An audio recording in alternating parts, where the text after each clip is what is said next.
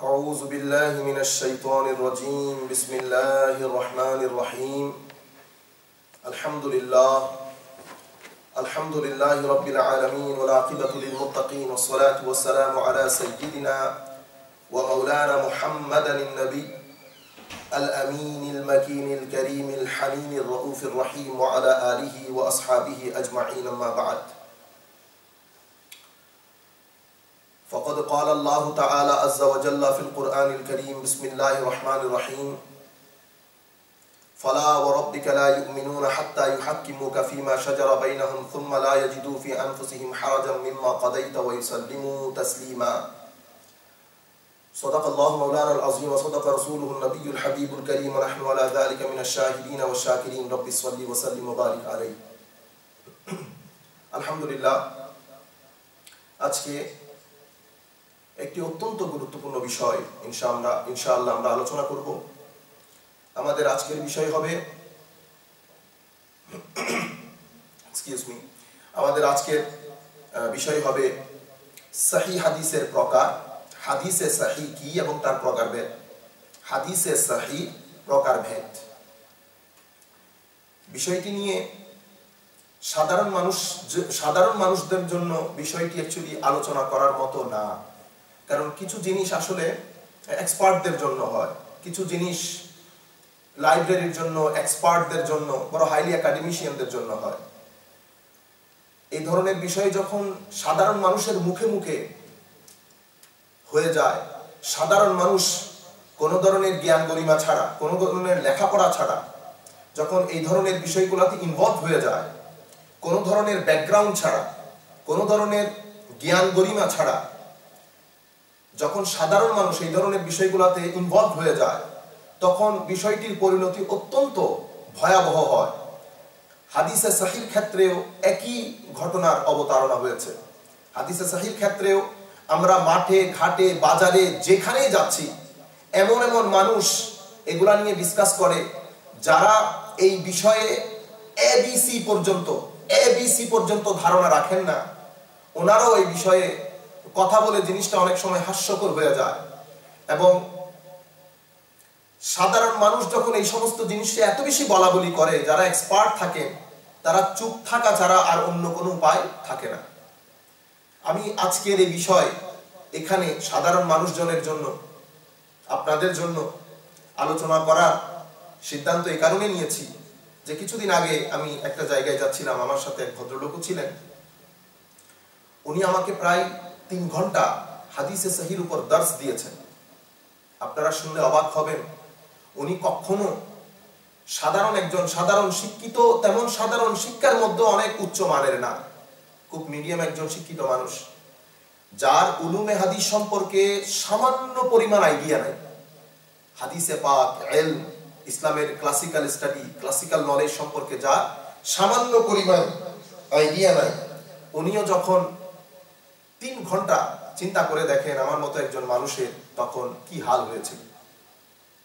তখন আমি সিদ্ধান্ত নিয়েছিলাম যে আপনাদের সাথে এই বিষয়ে অন্তত একটু শেয়ার করব, যাতে কনসেপচুয়াল ক্লারিটি হয়, আমরা এই ধরনের সমস্যা থেকে, কনফিউশন থেকে এবং পথভ্রষ্টতা থেকে আমরা বেঁচে যাই। দোয়া করি আল্লাহ রাব্বুল আলামিনের দরবারে, আল্লাহ রাব্বুল আলামিন আমাদের আজকের এই আলোচনা কবুল করুন। আল্লাহ রাব্বুল আলামিন আমাদেরকে শক্তি সামর্থ্য দান করুন সত্যটা আপনাদের সম্মুখে তুলে ধরার জন্য। বিষয়টি যেহেতু অত্যন্ত হাইলি একাডেমিক, তা আমি সাধারণ মানুষজনের জন্য, সাথে যারা মাদ্রাসায় পড়েন তাদের জন্য হবে ইনশাআল্লাহ। তো আমি খুব চেষ্টা করব এটাকে অনেক বেশি নরমাল রাখার জন্য, অনেক বেশি সাদামাটা রাখার জন্য। সম্মানিত দর্শকবৃন্দ, যিনি যেখানে বসে আমার আজকের এই আলোচনা শুনছেন, মনে রাখবেন হাদিসে পাকের ক্ষেত্রে 2টি ফিতনা লক্ষ্য করা যায়। 2টি ফিতনা হাদিসে পাকের ক্ষেত্রে পাওয়া যায় হিস্টোরিক্যালি, এবং এই 2টি ফিতনা হাদিসে পাকের ক্ষেত্রে সাধারণ মানুষের মধ্যে একটা কনফিউশন, একটা টেনশন ক্রিয়েট করে।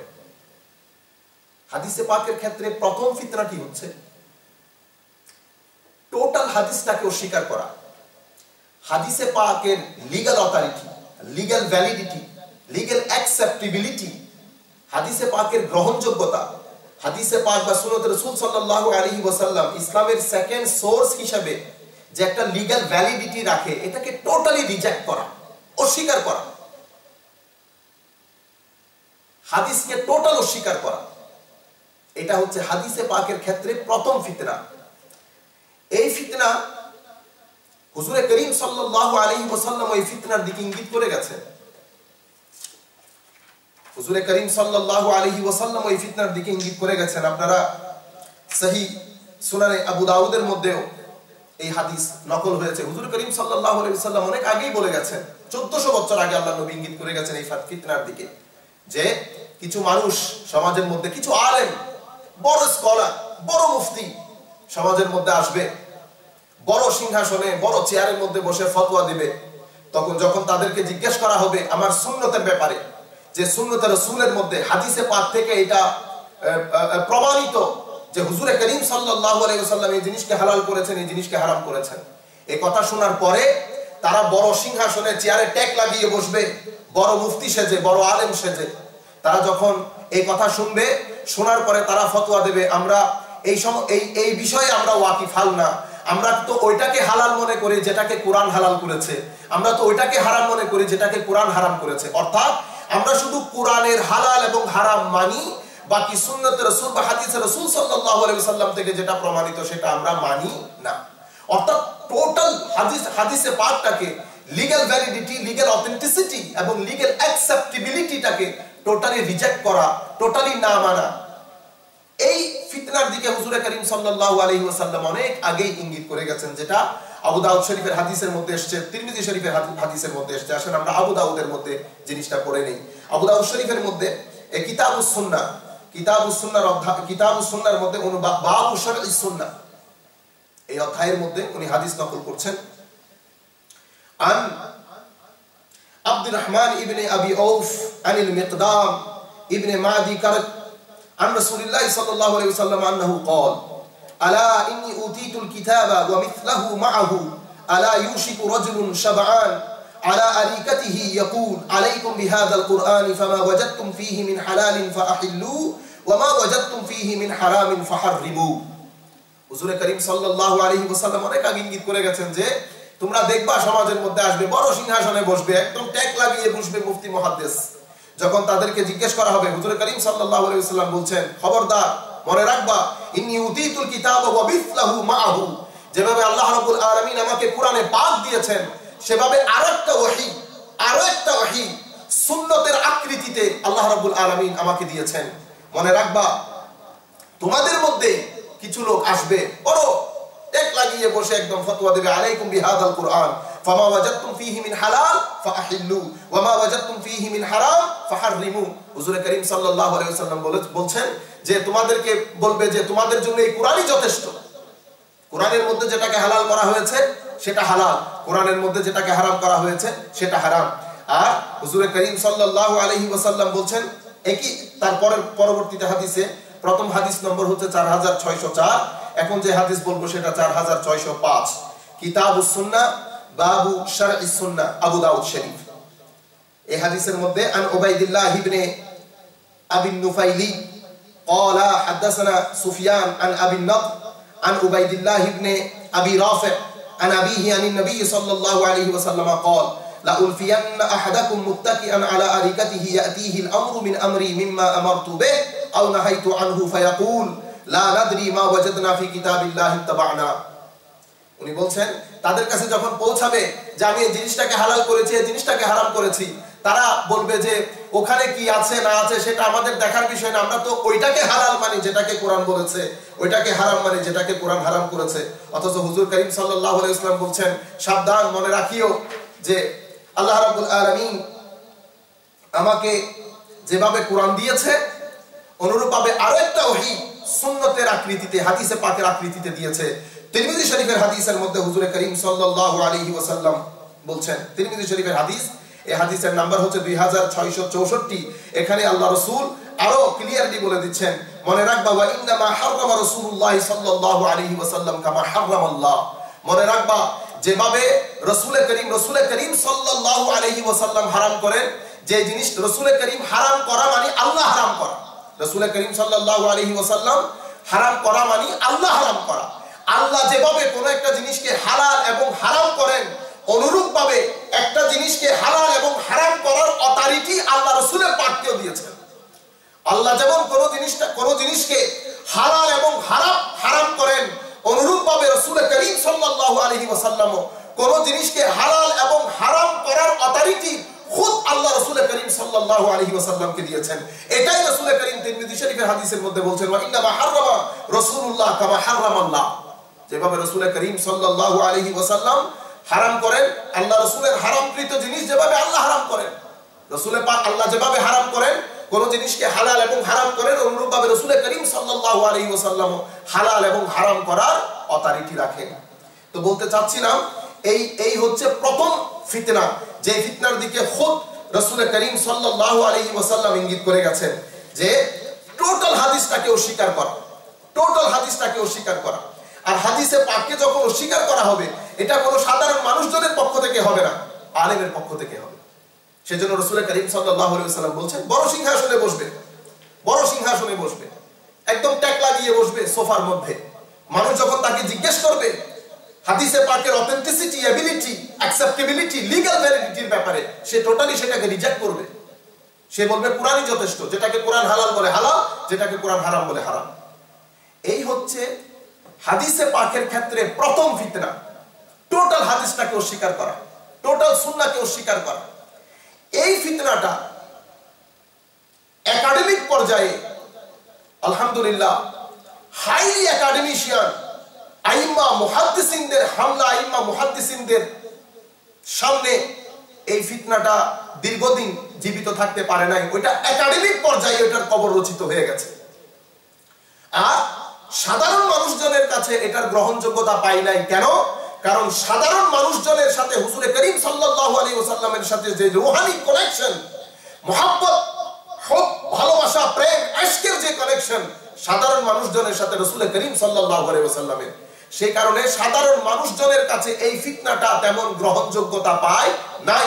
রাসূল পাকের সাথে রূহানি কানেকশন, মুহাব্বতের কানেকশন সাধারণ মানুষকে, টোটালি সাধারণ মানুষের জন্য এটা অসম্ভব হয়ে দাঁড়িয়েছে যে আমার রাসূলের হাদিস, কিন্তু সেটার কোনো লিগ্যাল ভ্যালিডিটি থাকবে না, এটা কোনো হতে পারে না। সাধারণ মানুষ ইশক, মুহাব্বত, ভালোবাসার তাগিদে এটাকে গ্রহণ করেন নাই। আর একাডেমিশিয়ানরা এলম এবং হিকমত গবেষণার মাধ্যমে, দলিলের মাধ্যমে, দলিল প্রমাণাদির মাধ্যমে এই ফিতনাটাকে একাডেমিক পর্যায়ে কবর রচনা করে দিয়েছে। প্রথম ফিতনা। দ্বিতীয় ফিতনা হাদিসে পাকের ক্ষেত্রে বর্তমানে যেটা আমরা ফেস করছি, গত 10 বছর ধরে যে ফিতনা অনেক বেশি আকারে পৃথিবীর প্রত্যন্ত অঞ্চলে ছড়িয়ে পড়ছে, সেই ফিতনা হচ্ছে হাদিসকে অস্বীকার করা না, তবে বেশিরভাগ সহিহ হাদিসকে অস্বীকার করা। এই বলে যে আমরা শুধু বুখারী, মুসলিম শরীফকেই মানি, শুধু বুখারী শরীফই যথেষ্ট, বা শুধু বুখারী এবং মুসলিম শরীফই যথেষ্ট, এই কথা বলে রাসূল পাক সাল্লাল্লাহু আলাইহি ওয়াসাল্লামের বেশিরভাগ সহিহ হাদিসকে অস্বীকার করা। এটা হচ্ছে হাদিসে পাকের ক্ষেত্রে দ্বিতীয় ফিতনা। প্রথম ফিতনা তত বেশি ইফেক্টিভ ছিল না, তত বেশি ক্ষতির কারণ ছিল না, মুসলমানদের জন্য তত বেশি ক্ষতি করতে পারে নাই। কিন্তু এই দ্বিতীয় ফিতনা মুসলমানদেরকে এত বেশি ক্ষতি সাধন করছে, যেটা চিন্তার বাইরে চলে গেছে, অকল্পনীয় হয়ে গেছে। তাহলে আপনারা কি শিখলেন? দ্বিতীয় ফিতনা হচ্ছে সমস্ত হাদিসকে অস্বীকার করা না, বেশিরভাগ সহিহ হাদিসকে অস্বীকার করা, এই বলে যে শুধুমাত্র বুখারী এবং মুসলিম শরীফই যথেষ্ট, বা আমরা শুধু বুখারী এবং মুসলিম শরীফকে সহিহ হাদিস হিসেবে মানি, বাকি কোন সহিহ হাদিস, বাকি হাদিসকে আমরা গ্রহণ করি না। বেশিরভাগ সহিহ হাদিসকে অস্বীকার করে দেওয়া, এটা হাদিসে পাকের ক্ষেত্রে দ্বিতীয় বড় ফিতনা। এবং এই ফিতনা অনেক বেশি ক্ষতি, টেনশনের কারণ হয়ে দাঁড়িয়েছে উম্মতে মুসলিমার জন্য বর্তমান যুগে। সম্মানিত উপস্থিতি, সম্মানিত ভাইরা, যিনি যেখানে বসে আমার আজকের এই আলোচনা শুনছেন, মনে রাখবেন এই যে কথা যে বুখারী মুসলিমই যথেষ্ট, বুখারী মুসলিম ছাড়া আমরা মানি না, বুখারী মুসলিম ছাড়া অন্য কোথাও সহিহ হাদিস হতে পারে না, বুখারী মুসলিম ছাড়া কোথাও সহিহ হাদিস নাই, এই ধরনের কথা গত 1400 বছর ইতিহাসে, গত 1400 বছরের ইতিহাসে কোন আইম্মা মুহাদ্দিসিন এই কথা বলেন নাই। এটা হাদিসে পাক বা উলুমে হাদিসের ক্ষেত্রে একটা অত্যন্ত জঘন্য বিদআত, এটা হাদিসে পাক বা উলুমে হাদিসের ক্ষেত্রে একটা জঘন্য বিদআত, যে কথা 1400 বছরের ইতিহাসে কোনো মুহাদ্দিসিন এই কথা বলেন নাই যে সহিহ হাদিস শুধু বুখারী এবং মুসলিমের মধ্যে পাওয়া যায়, বুখারী মুসলিম ছাড়া কোথাও সহিহ হাদিস পাওয়া যায় না বা সহিহ হাদিস নাই। এই কথা 1400 বছরের ইতিহাসে হাদিসে পাকের কোন ইমাম, আমরা সেটা পড়বো, কোন ইমাম যে আমরা বলছি কিভাবে বলছি সেটা আমরা পড়বো ইনশাআল্লাহ, কোন ইমাম এই কথা বলেন নাই। এটা হাদিসে পাকের উলুমে হাদিসের ক্ষেত্রে একটা জঘন্য বিদআত, জঘন্য মিথ্যাচার। এই ধরনের কথা বললে এটা কম ইলমির কারণে হয়। আপনি যখন এই ধরনের কথা বলবেন তো সাধারণভাবে মানুষজনের মধ্যে একটা কনফিউশন ক্রিয়েট হয়। মানুষ তখন হাদিসে পাক বলার সাথে সাথে তার মধ্যে কোই অ্যাকসেপ্টেবিলিটি আসবে, অ্যাকসেপ্টেবিলিটি না আসে তার মধ্যে একটা অটোমেটিক্যালি কনফিউশন এবং টেনশন ক্রিয়েট হয়ে যায়। আমাদের ভুল প্রেজেন্টেশনের কারণে, আমাদের রং প্রেজেন্টেশনের কারণে এবং আমাদের গলত ভুল ইনফরমেশনের কারণে। আল্লাহ রাব্বুল আলামিন আমাদের সবাইকে হেদায়েত দান করুন। আচ্ছা, আমরা বলতে চেয়েছিলাম যে এই কথা গত 1400 বছরের ইতিহাসে কেউ কখনো বলেন নাই। মনে রাখবেন, আমরা যে বুখারী শরীফকে সহিহ হিসেবে মানছি, মুসলিম শরীফকে চোখ বন্ধ করে সহিহ হিসেবে মানছি, এটা যাদের কথা ধরে মানছি, কারণ বুখারী এবং মুসলিম যে সহিহ, এটার উপর কোরআন শরীফের কোনো আয়াত নাযিল হয় নাই, এটার উপর রাসূল করিম সাল্লাল্লাহু আলাইহি ওয়াসাল্লামেরও কোনো হাদিস নাই যে বুখারী এবং মুসলিম শরীফই সহিহ, হতেই পারে না। এটা যেই সমস্ত আইম্মা মুহাদ্দিসিনদের ঐক্যমত্য হওয়ার কারণে, আমি বুখারী এবং মুসলিম সহিহ, এটার উপর যেই সমস্ত মুহাদ্দিসিন ঐক্যমত্য পোষণ করার কারণে, একমত হওয়ার কারণে বুখারী মুসলিমের আজকের এই অ্যাকসেপ্টেবিলিটি, বুখারী মুসলিম শরীফের আজকের এই গ্রহণযোগ্যতা, সেই সমস্ত মুহাদ্দিসিনরা কি বলেন এই ক্ষেত্রে, আমরা তাদের কথা শুনি। আপনি যদি বলেন যে না আমরা তাদের কথা এই ক্ষেত্রে শুনবো কেন, যদি তাদের কথা এই ক্ষেত্রে না শুনেন, তাহলে আপনি যে বুখারী মুসলিম সহিহ, এটার উপর যে আপনি ইজমাই উম্মত বলছেন, ইজমাই উম্মত মানে সাধারণ মানুষের কিসের ইজমা আবার? কারণ এটা তো এক্সপার্টদের জিনিস, এক্সপার্টরা ঐক্যমত্য পোষণ করার কারণে সাধারণ মানুষ অটোমেটিক্যালি এটাকে গ্রহণ করেছে। তো যেই সমস্ত মুহাদ্দিসিন আইমায়ে কেরামের ঐক্যমত্যের কারণে, একমত পোষণ করার কারণে, ইজমা হওয়ার কারণে বুখারী মুসলিমের গ্রহণযোগ্যতা আজকের এই পর্যায়ে, সেই সমস্ত আইমায়ে মুহাদ্দিসিন এই ক্ষেত্রে কি বলেন যে হাদিসে সহিহ কি শুধুমাত্র বুখারী মুসলিম না, হাদিসে সহিহর প্রকার কি, হাদিসে সহিহ কি, তারা কি বলেন আসেন আমরা পড়ি। মনে রাখবেন, উলুমে হাদিসের ক্ষেত্রে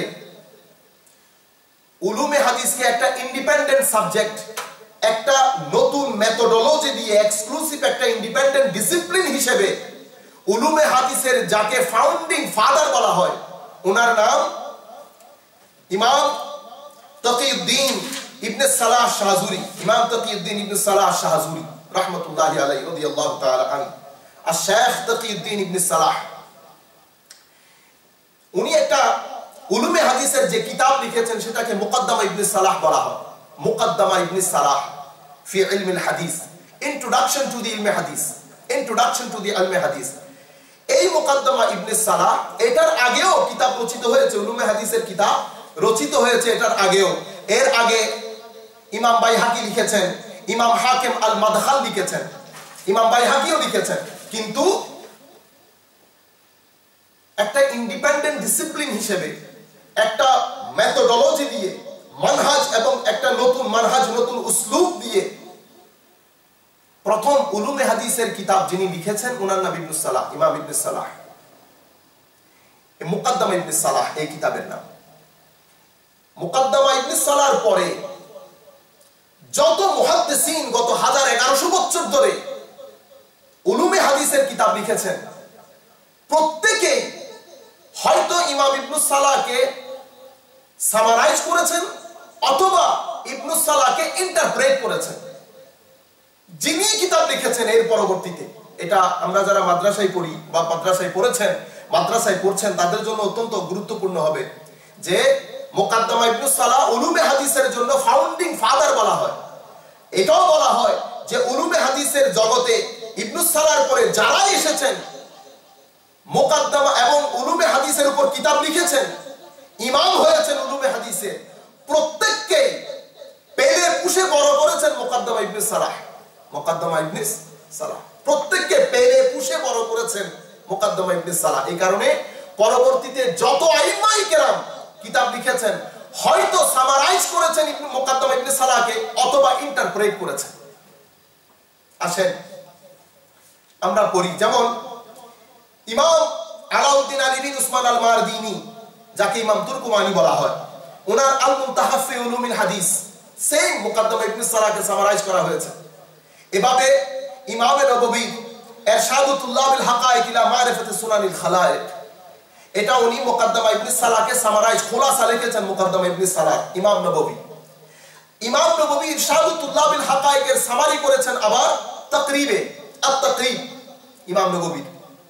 এই তাকরিবের ব্যাখ্যা গ্রন্থ লিখেছেন ইমাম জালালউদ্দিন সুয়ুতি আত-তাদরিব লিখে।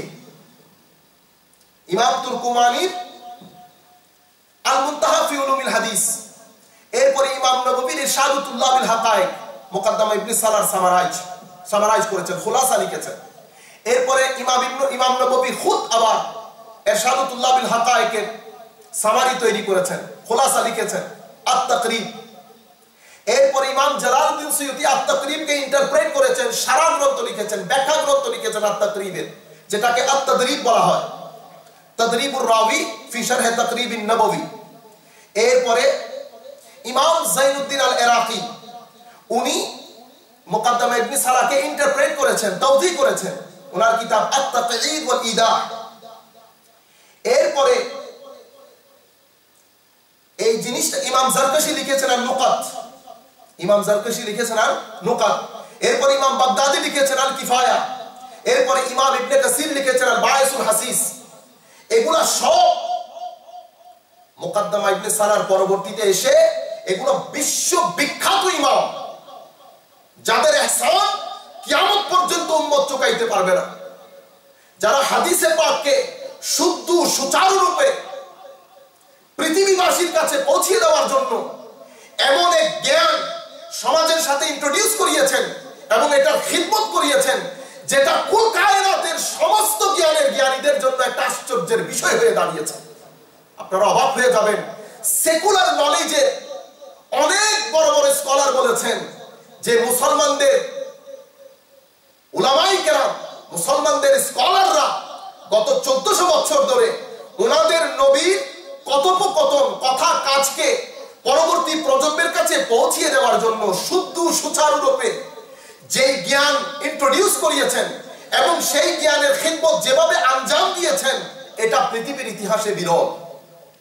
আমি সেই সমস্ত ইমামদের কথা বলছি এবং এও বলছি যে ইবনে সালাহর পরে যত ইমাম, সেটা মুনতাখাব হোক, তাকরিব হোক, তাদরিব হোক, আত-তাকঈদ ওয়াল ইদাহ হোক, এটা আল কিফায়া হোক, আল নুকাত হোক, এটা ইমাম বাগদাদির আল কিফায়া হোক, এটা ইবনে কাসিরের আল বায়সুল হাসিস হোক, কেউ ইমাম ইবনে সালাহকে সামারাইজ করেছেন, খুলাসা লিখেছেন, আর কেউ ইন্টারপ্রেট করেছেন। ইমাম ইবনে সালাহ এই মেথোডোলজিটাকে, মেথোডোলজি ডিফারেন্ট, নতুন আরেকটা মানহাজ, নতুন আরেকটা উসলুব নিয়ে, আরেক ধরনের উসলুব, আরেক ধরনের মানহাজ নিয়ে প্রথম উলুমে হাদিসের কিতাব লিখেছেন ইবনে সালাহর পরে ইমাম ইবনে হাজার আসকালানী। প্রথম ওনার কিতাব আন-নুখবা, নুখবাতুল ফিকর। উনি ইমাম ইবনে হাজার আসকালানী রাহমাতুল্লাহি আলাইহি নুখবা লিখার আগে আন-নুকাত লিখেছেন, ইবনে সালাহর খুলাসা লিখেছেন। এরপরে উনি নতুন মানহাজ, নতুন উসলুব দিয়ে আরেকটা সুন্দর মেথোডোলজি উলুমে হাদিসের জগতের মধ্যে ইন্ট্রোডিউস করেন, নতুন একটা যাত্রা শুরু করেন উলুমে হাদিসের ইমাম ইবনে হাজার আসকালানী ওনার কিতাব নুখবাতুল ফিকর দিয়ে। আর উনি নিজেই ওই নুখবাতুল ফিকরের শরহ গ্রন্থ লিখেছেন, শরহে নুখবাতুল ফিকর। কাজেই এরপর ইমাম আব্দুর রউফ আল মানাওয়ি আল ইয়াওয়াকিত ওয়াদ দুরার লিখেন, এটা নুখবাতুল ফিকরের শরহ ব্যাখ্যা গ্রন্থ লিখেন। আচ্ছা, এই যে আমি আপনাদেরকে একটা পুরো 1400 বছরের একটা তালিকা দিচ্ছি উলুমে হাদিসের, আমি যে আগে বলেছি আপনাদেরকে যে এই কথা 1400 বছরের ইতিহাসে কেউ কখনো বলে নাই যে হাদিসে সহিহ শুধুমাত্র বুখারী মুসলিমের মধ্যে, বুখারী মুসলিম ছাড়া কোথাও হাদিসে সহিহ পাওয়া যায় না। এই যে আমি কথাটা বলেছি, আমি আপনাদেরকে বলেছি 1400 বছরের ইতিহাসে কোনো আইম্মা কোনোদিন বলে নাই। এটা আমি কিভাবে বললাম?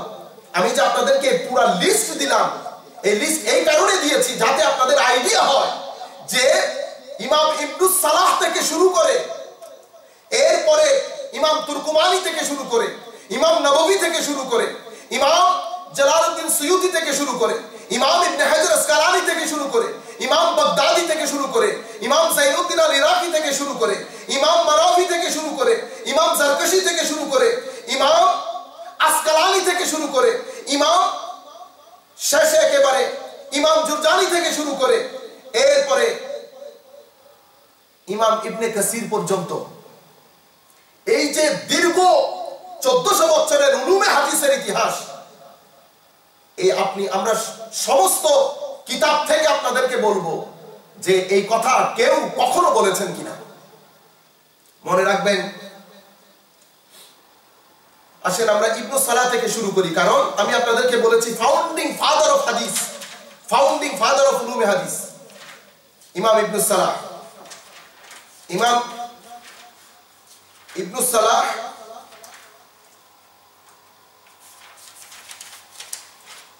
দেখেন প্রথম কথা ওনারা কি বলছেন, আন্নাল হাদিস ইনদা আহলিহি ইয়ানকাসিমু ইলা সাহিহিন ওয়া হাসানিন ওয়া দাঈফ।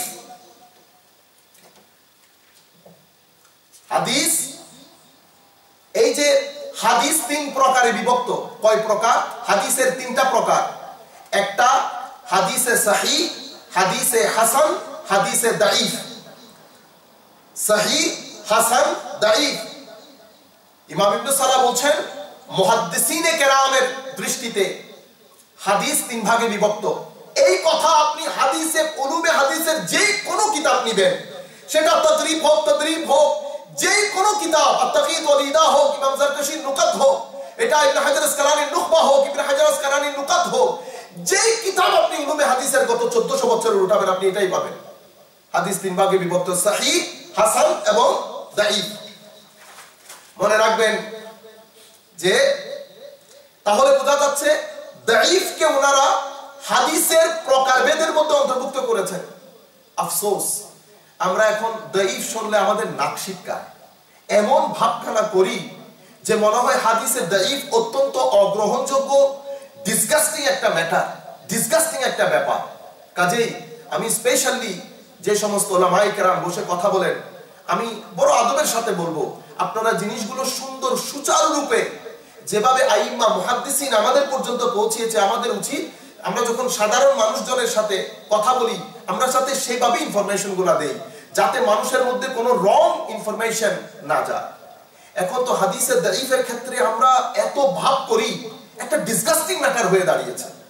আমি আপনাদেরকে অনুরোধ করব আপনারা উম্মতে মুসলিমার এই ফিতনার যুগে আর ফিতনার মধ্যে ফু দেওয়ার, ফিতনার এই আগুনে আর ফু না দিয়ে আসেন আমরা সবাই মিলে সুচারু সুন্দর রূপে জিনিসটাকে প্রেজেন্ট করি।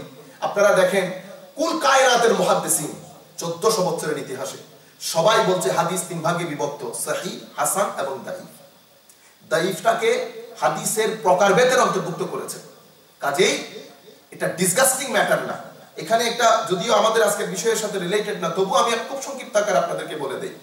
হাদিসে দাঈফ মনে রাখবেন, হাদিসে দাঈফ এটা কোন সনদের মধ্যে, হাদিসের বর্ণনা সূত্রের মধ্যে, হাদিসের মধ্যে 2টা পার্ট থাকে, একটা বর্ণনা সূত্র আর একটা মতন। বর্ণনা সূত্রকে সনদ বলে, মতনটাকে টেক্সট বলে, যেটা ক্বালা রাসূলুল্লাহ সাল্লাল্লাহু আলাইহি ওয়াসাল্লাম, রাসূল করিম সাল্লাল্লাহু আলাইহি ওয়াসাল্লাম বলেছেন।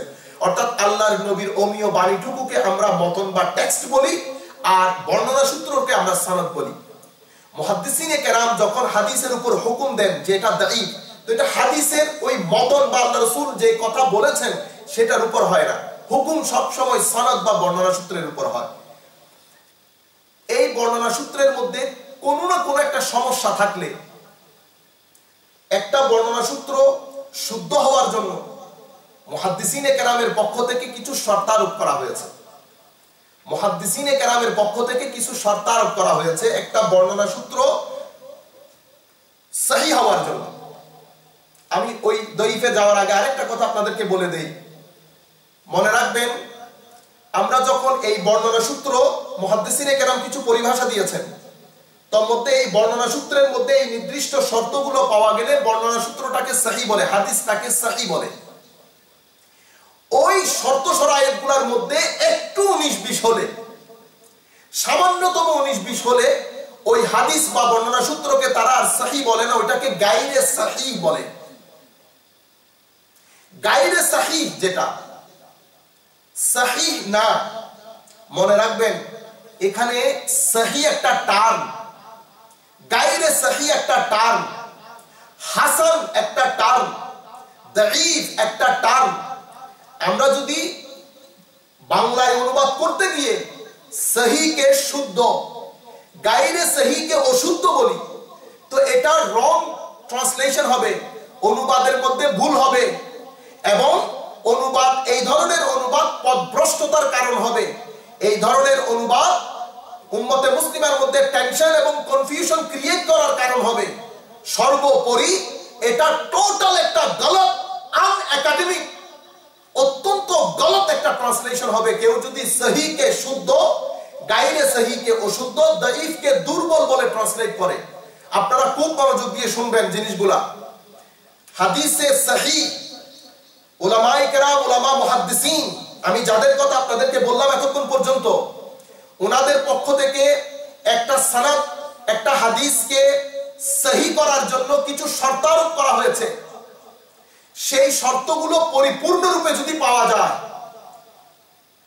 তাহলে ওই হাদিসের জন্য ওনারা যে পরিভাষাটা ব্যবহার করেন সেটাকে বলে সহিহ। আর ওই শর্তগুলোর মধ্যে যদি একটু হেরফের হয়, তো ওই হাদিসকে আর ওনারা সহিহ বলেন না। ওই ধরনের হাদিসের জন্য যে টার্ম ব্যবহার করেন সেটাকে বলে গায়রে সহিহ। সুতরাং আপনারা আমরাও যদি, যখন আপনি ট্রান্সলেট করবেন, সহিহ যেহেতু বাংলার মধ্যেও ব্যবহৃত হয় শব্দটা, গায়রে সহিহ যেহেতু বাংলার মধ্যে আমরা ব্যবহার করি, সহিহ যেহেতু বাংলার মধ্যে বিদেশি শব্দ হিসেবে ব্যবহৃত হয়, সেটাকে আপনি বাংলা শব্দ মনে করিয়েন না। সহিহ একটা পরিভাষা, সহিহ যদি একটা শাব্দিক অর্থ আছে, সেই শাব্দিক অর্থ আপনি এখানে যদি ব্যবহার করেন, তাহলে সহিহ পরিভাষাগত যে ডেফিনিশন সেটা সুচারুরূপে প্রতিফলিত হবে না। Let me give you an example. আমি আপনাদেরকে একটা এক্সাম্পল দেই। ফর এক্সাম্পল, আপনারা নামাজ আদায় করেন, সালাত, নামাজের জন্য সালাত শব্দ ব্যবহার করেন। সালাত একটা পরিভাষা হয়ে গেছে। সালাতের যদিও একটা শাব্দিক অর্থ আছে, আপনি যদি সালাতের শাব্দিক অর্থ ব্যবহার করেন, তাহলে সালাত বলতে আমরা যেটা বোঝাতে চাচ্ছি সেটা কখনো প্রতিফলিত হবে না। যদিও সালাতের একটা শাব্দিক অর্থ আছে, এখন আপনি শাব্দিক অর্থ আর ব্যবহার করতে পারবেন না। সালাত একটা পারিভাষিক অর্থ হয়ে গেছে। হুজুর করিম সাল্লাল্লাহু আলাইহি ওয়াসাল্লাম আমাদেরকে যেভাবে দেখিয়ে দিয়েছেন, সেই অনুপাতে নির্দিষ্ট সময়ে সেভাবে শরীরের অঙ্গ প্রত্যঙ্গের নির্দিষ্ট মুভমেন্টের উপর বেস করে ওই জিনিসটাকে আমরা সালাত বলি। সালাতের শাব্দিক অর্থ যদি আপনি ব্যবহার করেন, পরিভাষাগত দিকটা, মানে সালাতের যে অরিজিনাল অর্থ সেটা প্রতিফলিত হচ্ছে না পরিভাষাগতভাবে। অনুরূপভাবে হজ, হজের যেরকম একটা শাব্দিক অর্থ আছে, হজের পারিভাষিক অর্থ আছে। আমরা সাধারণভাবে হজটাকে পারিভাষিক অর্থে ব্যবহার করি। আপনি যদি হজটাকে শাব্দিক অর্থে ব্যবহার করেন, তো পরিভাষাগত অর্থটা প্রতিফলিত হবে না। অনুরূপভাবে যাকাত, অনুরূপভাবে সওম, এগুলো এক একটা টার্মে পরিণত হয়েছে। যখন জিনিসগুলো একটা টার্মে পরিণত হয়, যখন জিনিসটা একটা টার্মে পরিণত হয় পরিভাষাগত, তখন আপনি টোটাল পরিভাষাটা মানুষের সামনে তুলে ধরতে হবে। আপনি শাব্দিক অর্থ বললেও আপনি টোটাল পরিভাষাগত দিক যদি মানুষের সামনে তুলে না ধরেন, মানুষ কনফিউজড হবে, শুদ্ধ জিনিসটা মানুষ পর্যন্ত পৌঁছাবে না। কাজেই এই ক্ষেত্রে মনে রাখবেন, যেভাবে সালাত একটা টার্ম, সওম একটা টার্ম, যাকাত একটা টার্ম হয়ে গেছে, হজ একটা টার্ম হয়ে গেছে, যদিও শব্দগুলোর একটা শাব্দিক অর্থ আছে, শাব্দিক অর্থ তুলে পরিভাষাগত দিকটা মানুষের সামনে প্রতিফলিত না করলে কনফিউশন ক্রিয়েট হবে। সেম হাদিসে সহিহর ক্ষেত্র সেম, সহিহ হোক, গায়রে সহিহ হোক, দাঈফ হোক, সহিহ আপনি এই টার্মটাই ব্যবহার করতে হবে। সহিহ মানে হচ্ছে একটা হাদিস সহিহ হওয়ার জন্য যেই শর্তগুলো আইম্মা মুহাদ্দিসিনের পক্ষ থেকে দেওয়া হয়েছে, সেটা 100% পাওয়া গেলে ওই হাদিসের জন্য যে টার্ম ব্যবহার হয় সেটাকে সহিহ বলে।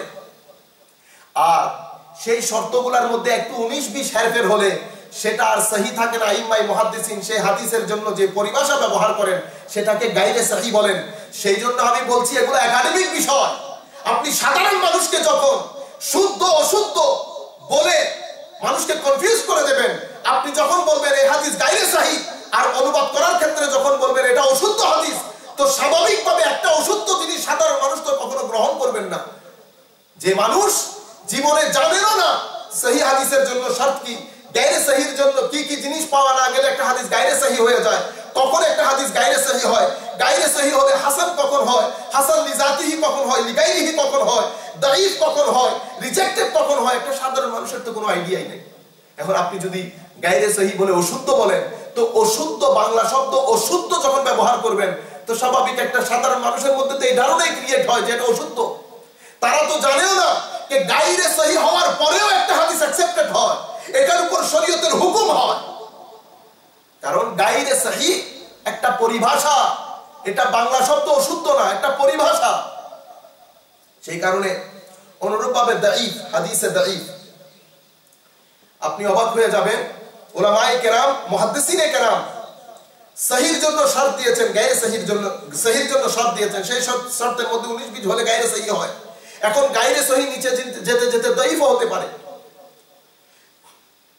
হাদিসে দাঈফ অর্থাৎ বর্ণনা সূত্রের মধ্যে কোনো একটা প্রবলেম ক্রিয়েট হওয়ার কারণে হাদিসের সনদটাকে যেই পরিভাষা ব্যবহার করে মুহাদ্দিসিনে কেরাম আইডেন্টিফাই করেন সেটাকে দাঈফ বলে, যে এটার মধ্যে একটা দাফ আছে।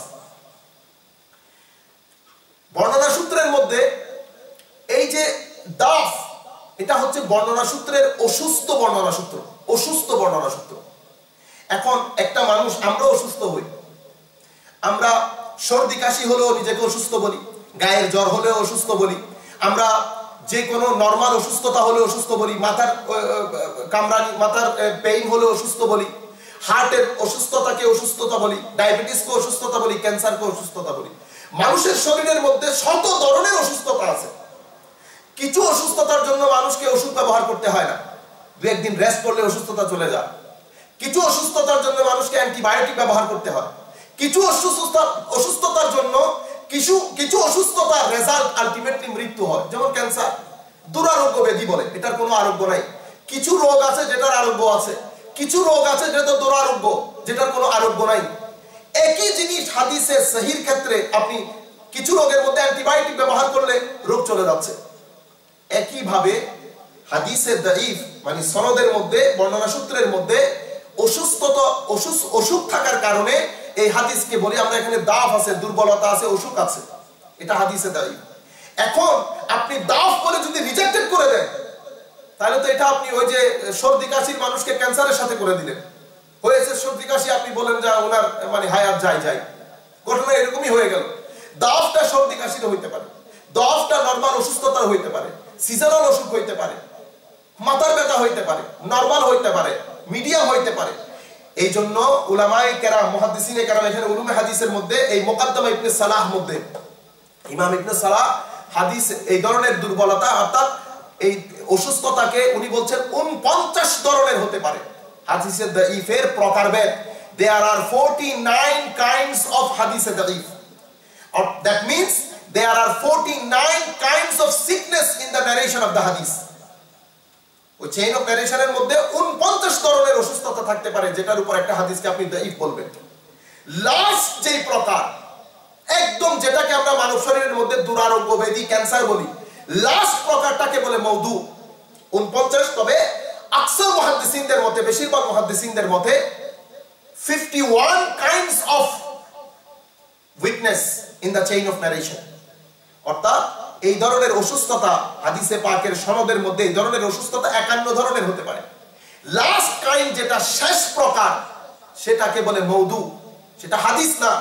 মওদু কোন মুহাদ্দিসিন কখনো হাদিসে পাকের প্রকারভেদের মধ্যে জিকির করেন নাই। আপনারা এতটুকু বুঝতে পেরেছেন। হাদিসে পাকে মওদু রিজেক্টেড, কন্ডেম। আর হাদিসে মওদুর ক্ষেত্রে বলা হয়েছে অনেক দুর্বলতা থাকে। এই যে আমি বললাম দুর্বলতা আছে, কিন্তু আপনি 2-3 দিন রেস্ট করার পরে দুর্বলতা চলে যায়। কিছু দুর্বলতার জন্য আপনাকে অ্যান্টিবায়োটিক ব্যবহার করতে হয়। অনেক সময় একটা হাদিসের মধ্যে দাফ আছে, আর একটা হাদিস সাপোর্টিং যখন এসে যায়, ওই দুর্বলতা দূরীকরণ হয়ে যায়, ওইটা একটা পর্যায়ে চলে যায়, হাসানের পর্যায়ে চলে যায়, গায়রে সহিহ পর্যায়ে চলে যায়, যাইতে পারে। এটা মুহাদ্দিসিনে কেরাম করেন। মুহাদ্দিসিনে কেরাম এই বিষয়ে যেহেতু এক্সপার্ট, ওনারাই বুঝবেন। তবে আমি সাধারণ যে জিনিস আপনাদের উপকারে আসবে, সেই জিনিস আপনাদের সামনে আমি উপস্থাপন করছি। কাজেই আর আরেকটা জিনিস মনে রাখবেন, মুহাদ্দিসিনে কেরাম যখন বলেন এই হাদিস সহিহ বা এই হাদিস গায়রে সহিহ, এই হাদিস সহিহ, এই হাদিস গায়রে সহিহ, তো সহিহ বললে আমি যে জিনিস আপনাদেরকে শুরুতেই বলেছি, হাদিসে পাকের মধ্যে দুটি পার্ট থাকে, সনদ এবং মতন, বর্ণনা সূত্র এবং text of the holy prophet হুজুর করিম সাল্লাল্লাহু আলাইহি ওয়াসাল্লামের অমীয় বাণী। মুহাদ্দিসিনে কেরাম যখন বলেন এই হাদিস সহিহ, তখন ওনাদের উদ্দেশ্য হয় সনদ, মতন না, টেক্সট না, ওনাদের উদ্দেশ্য তখন সনদ হয়। গায়রে সহিহ হলেও সনদ হয়। এইজন্য বলছেন অনেক সময় একটা সনদ গায়রে সহিহ হতে পারে। সনদ গায়রে সহিহ হওয়া মানে হুজুর করিম সাল্লাল্লাহু আলাইহি ওয়াসাল্লামের ওই যে অমীয় বাণী, ওইটা গায়রে সহিহ নাও হতে পারে।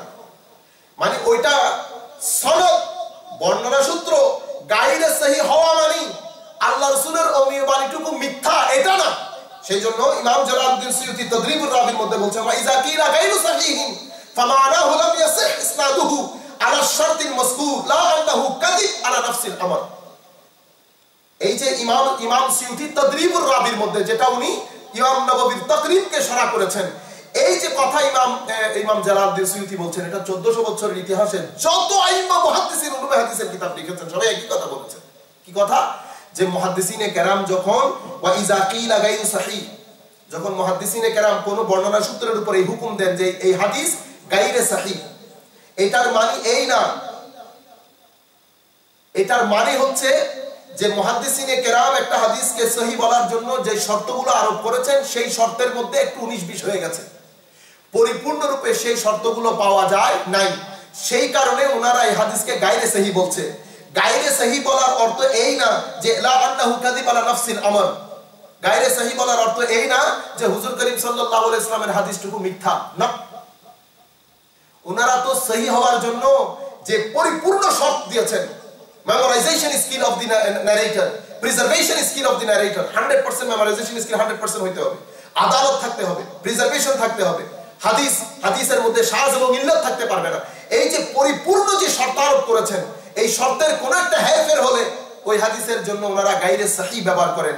তো গায়রে সহিহ হওয়া মানে হাদিস মিথ্যা হওয়া না। অনেক সময় গায়রে সহিহ হলেও সনদ, যেহেতু হুকুম সনদের উপর হয়, অনেক সময় হুজুর করিম সাল্লাল্লাহু আলাইহি ওয়াসাল্লামের ওই বাণীটুকু সত্য সহিহ হয়, কিন্তু সনদের গায়রে সহিহ হওয়ার কারণে পুরো হাদিসটার উপর হুকুম গায়রে সহিহ হয়।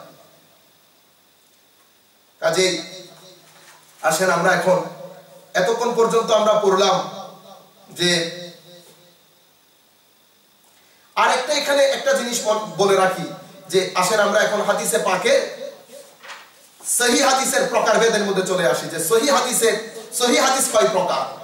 কারণ আমাদের মধ্যে এখন অনেক বেশি ফিতনা ফাসাদের সৃষ্টি হয়ে গেছে এই বিষয়গুলো নিয়ে, যে সহিহ হাদিসের যে প্রকার এখন আমি আপনাদের সম্মুখে তুলে ধরবো। এই সহিহ হাদিসের প্রকার তুলে ধরার আগে আরেকটা জিনিস আপনাদেরকে বলে দেই। এই জিনিসটা আপনারা আজকে মুখস্থ করে ফেলেন, হ্যাশ করে ফেলেন, যে সহিহ হাদিসের ক্ষেত্রে আপনারা এই জিনিসটা একদম হ্যাশ করে ফেলেন।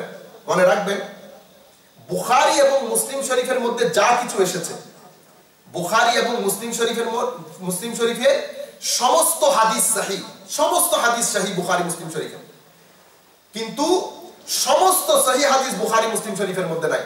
বুখারী মুসলিম শরীফের সমস্ত হাদিস সহিহ, আপনারা ভালো করে মুখস্থ করে নেন এটা। কুল্লু হাদিসিন ফিল বুখারী ওয়াল মুসলিম সহিহুন ওয়ালাকিন কুল্লু হাদিসিন সহিহিন গায়রু মাওজুদিন ফিল বুখারী ওয়াল মুসলিম।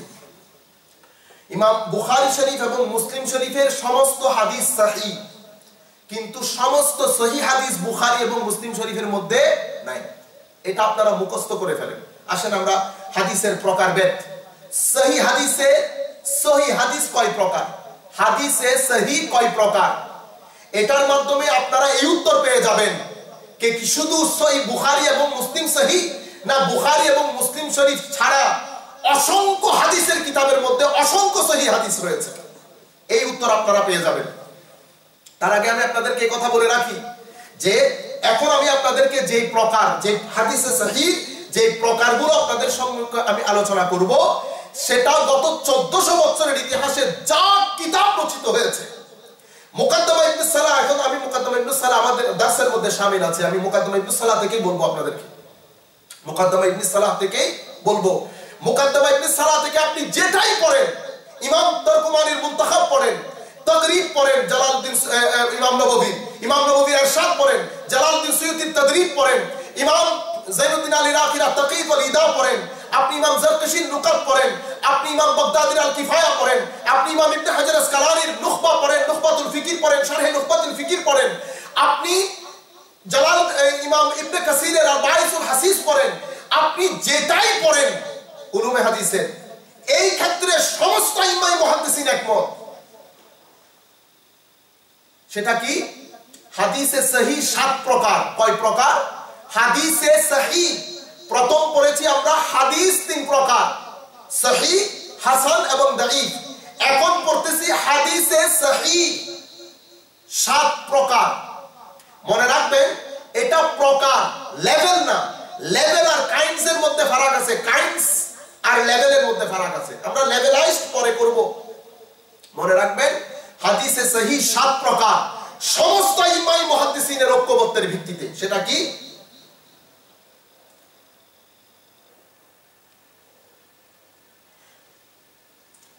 ইমাম আমি ইবনুস সালাহ প্রকার ব্যাগগুলো বলছি। ফাআউয়ালুহা সহিহুন আখরাজাহুল বুখারী ওয়া মুসলিম জামিআন। হাদিসে সহিহর প্রথম প্রকার হচ্ছে যে হাদিস ইমাম বুখারী এবং ইমাম মুসলিম স্বীয় কিতাবের মধ্যে, নিজের কিতাবের মধ্যে উল্লেখ করেছেন। হাদিসে সহিহর প্রথম প্রকার। দ্বিতীয় প্রকার সহিহুন ইনফারাদা বিহিল বুখারী আই আন মুসলিম। হাদিসে সহিহর দ্বিতীয় প্রকার ওই হাদিস যেটা ইমাম বুখারী নিজের কিতাবের মধ্যে উল্লেখ করেছেন কিন্তু ইমাম মুসলিম উল্লেখ করেন নাই। দ্বিতীয় প্রকার। আস-সালিস তৃতীয় প্রকার হচ্ছে সহিহুন ইনফারাদা বিহি মুসলিম আই আনিল বুখারী। তৃতীয় প্রকার হচ্ছে ওই হাদিস যেটা ইমাম মুসলিম রাহমাতুল্লাহি তাআলা আনহু নিজের কিতাব মুসলিম শরীফের মধ্যে উল্লেখ করেছেন কিন্তু ইমাম বুখারী উল্লেখ করেন নাই। আর রাবে চতুর্থ প্রকার সহিহুন আলা শারতিহিমা ওয়া লাম ইউখাররিজা। এমন হাদিস, হাদিসে সহিহ চতুর্থ প্রকার ওই সহিহ হাদিস যেটা ইমাম বুখারী এবং মুসলিমের দেওয়া শর্ত অনুযায়ী সহিহ।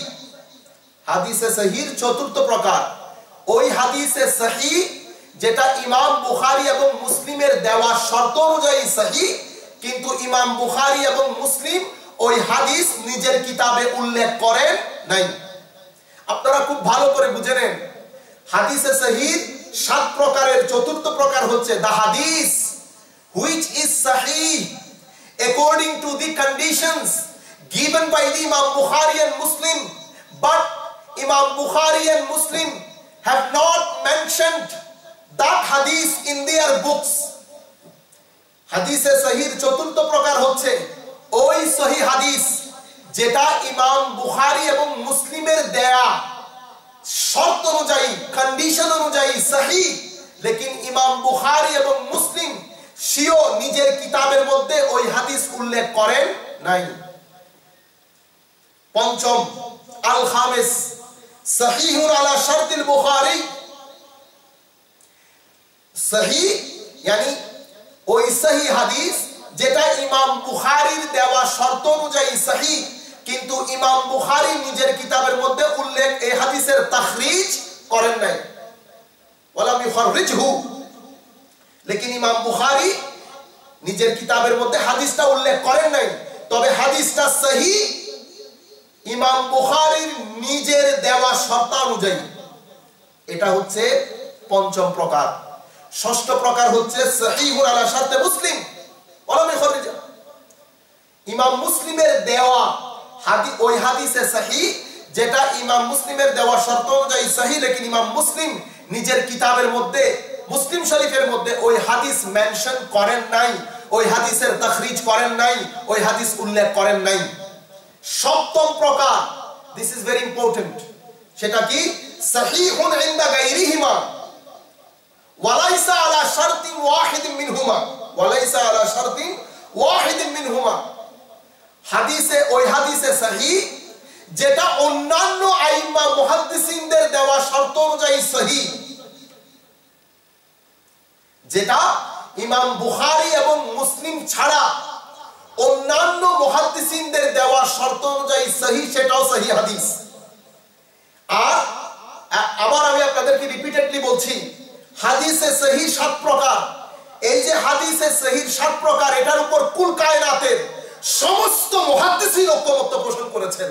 যাদের কথার উপর বেস করে আমরা বুখারী শরীফ এবং মুসলিম শরীফকে মাথার উপর নেই, সহিহ হিসাবে মানি, যাদের কথার উপর বেস করে তারা সবাই এই ব্যাপারে ঐকমত যে হাদিসে সহিহ 7 প্রকার। প্রথম প্রকার হচ্ছে যেটা ইমাম বুখারী এবং মুসলিম স্বীয় কিতাবের মধ্যে উল্লেখ করেছেন। দ্বিতীয় প্রকারের সহিহ হাদিস হচ্ছে যেটা ইমাম বুখারী উল্লেখ করেছেন কিন্তু ইমাম মুসলিম উল্লেখ করেন নাই। তৃতীয় প্রকারের সহিহ হাদিস হচ্ছে যেটা ইমাম মুসলিম উল্লেখ করেছেন নিজের সহিহর মধ্যে, ইমাম বুখারী উল্লেখ করেন নাই। চতুর্থ প্রকারের সহিহ হচ্ছে ইমাম বুখারী এবং মুসলিমের দেওয়া শর্ত অনুযায়ী সহিহ, লেকিন ইমাম বুখারী এবং মুসলিম ওই হাদিস নিজের কিতাবে উল্লেখ করেন নাই, তাখরিজ করেন নাই। পঞ্চম প্রকার হচ্ছে ইমাম বুখারীর দেওয়া শর্ত অনুযায়ী সহিহ, কিন্তু ইমাম বুখারী নিজের কিতাবের মধ্যে তাখরিজ করেন নাই। ষষ্ঠ প্রকার হচ্ছে ইমাম মুসলিমের দেওয়া শর্ত অনুযায়ী সহিহ, লেকিন ইমাম মুসলিম নিজের কিতাবের মধ্যে ওই হাদিস উল্লেখ করেন নাই। সপ্তম প্রকার হচ্ছে ইমাম বুখারী এবং মুসলিম ব্যতিরেকে ছাড়া অন্যান্য মুহাদ্দিসিনদের দেওয়া শর্ত অনুযায়ী কোন হাদিস সহিহ হলে সেটাও সহিহ। এটা হচ্ছে হাদিসে সহিহ 7 প্রকার। এটা হচ্ছে হাদিসে সহিহ 7 প্রকার। হ্যাঁ, এখানে যদি আপনি লেভেলাইজ করেন, যদি এটাকে দরজাবন্দি করেন, লেভেল দেন, তো প্রথম প্রকার প্রথম লেভেলে আসবে, দ্বিতীয় প্রকার দ্বিতীয় লেভেলে আসবে, তৃতীয় প্রকার তৃতীয় লেভেলে আসবে। কিন্তু মনে রাখবেন, এই হচ্ছে হাদিসে সহিহ প্রকারভেদ। হাদিসে সহিহ প্রকারভেদ। এই কারণে শুধু তাই না,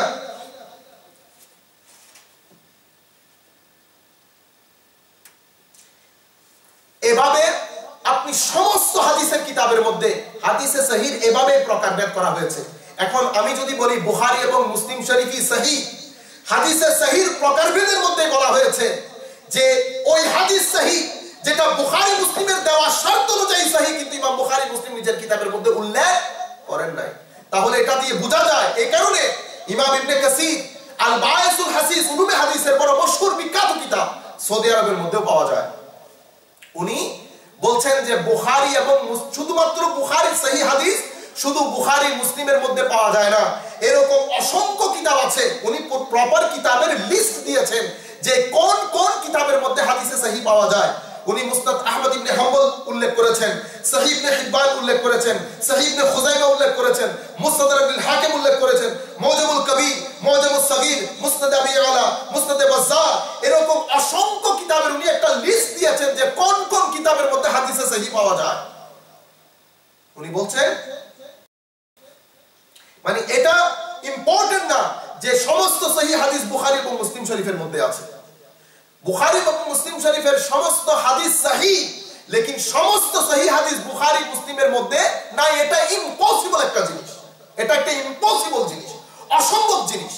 সেই জন্য কুল কায়নাতের মুহাদ্দিসিন, আমি যে বললাম বায়সুল হাসিসের মধ্যে ইমাম ইবনে কাসির বাকায়দা লিস্ট দিয়েছেন যে কোন কোন কিতাবের মধ্যে হাদিসে সহিহ পাওয়া যায়। হাদিসে সহিহ শুধু বুখারী এবং মুসলিমের মধ্যে নয়, বাকায়দা উনি লিস্ট দিয়েছেন। আসেন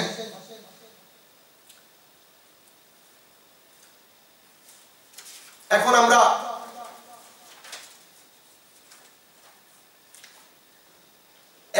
যে কথাটা বলি যে শুধুমাত্র